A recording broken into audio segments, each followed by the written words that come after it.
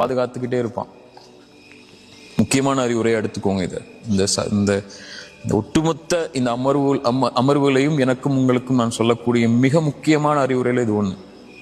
2 விஷயம் உங்க வாழ்க்கையில் இருந்துச்சுன்னா அல்லாஹ் உங்களை எல்லா இடத்திலையும் பாதுகாப்பான். ஒண்ணு, குர்ஆன காலையிலையும் மாலையிலையும் ஓதுங்க. ஒரு பக்கமாவது 5 ஆயத்தாவது குர்ஆனை திறந்து, மொழியாக்கம் தெரியலனாலும் கூட பிரச்சனை இல்லை, குர்ஆனை திறந்து காலையில ஒரு 2 நிமிஷம் ஒதுக்கி ஒரு 5 ஆயத்தை ஓதுங்க. உங்களுக்கு அவ்வளோ வேலை இருந்துச்சுன்னா அதுக்கு மேல ஓத முடியாத அளவுக்கு, அல்லது இரவு தூங்கும் போதோ மாலையிலேயோ 5 ஆயத்து குர்ஆனை ஓதுங்க. 5 ஆயத்துங்கிறது 5 ஆயத்தை தான் ஓதணும்னு நான் சொல்லலை. அவ்வளோ அதை விட உங்களுக்கு நேரம் இல்லை அப்படிங்கிற பட்சத்துல சொல்றேன். குறைஞ்சபட்சம்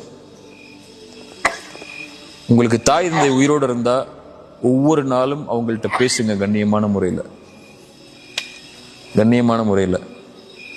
2 நீங்க செஞ்சீங்கன்னா அல்லாஹ்வுடைய பாதுகாப்புல இருந்து நீங்க விலகவே மாட்டீங்க. 2 விஷயம் சொன்னேன்.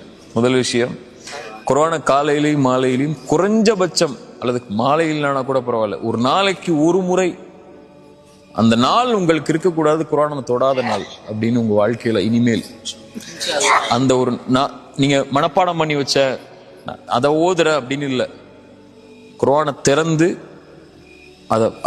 அதை ஓப்பன் பண்ணி அதை ஓதுற பழக்கத்தை கொண்டு வாங்க.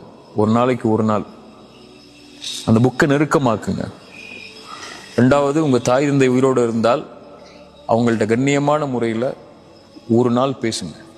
அந்த நாள் அவர்கள் இல்லாத நாள் அவங்க வாழ்க்கையில் இருக்கக்கூடாது. அவங்களோட நீங்க தொடர்புல இல்லாத ஒரு நாள் உங்க லைஃப்லயோ, அல்லது குர்ஆனோட நீங்க பேசின, அல்லது குர்ஆன் உங்களுடைய நாவுல பேச வைக்காத ஒரு நாளோ, அல்லாஹ்வுடைய வார்த்தையை உங்க நாவு உச்சரிக்காத ஒரு நாளோ, தாய் தந்தையுடைய உரையாடல் உங்க நாவுல இல்லாத ஒரு நாளோ உங்க வாழ்க்கையில இல்லாம நீங்க ஆக்குனீங்கன்னா ஒவ்வொரு நாளும் அல்லாஹ்வுடைய பாதுகாப்பிலேயே தான் இருப்பீங்க. இந்த 2ஐ விட ஒரு பெரிய அமல் எனக்கு தெரியல. சஹாபாக்களுடைய கருத்துக்களை வச்சு, ரசூலுல்லாஹ்வுடைய ஹதீஸை வச்சு சொல்றேன். அல்லாஹ்விடத்துல ஒரு அடியானுடைய பாதுகாப்பை கொண்டு வர்றதுக்கு, அல்லாஹ் அவனை நெருக்கமாக்குறதுக்கு, அல்லாஹ்வுடைய பார்வையில ஒரு அடியான் ஆகிறதுக்கு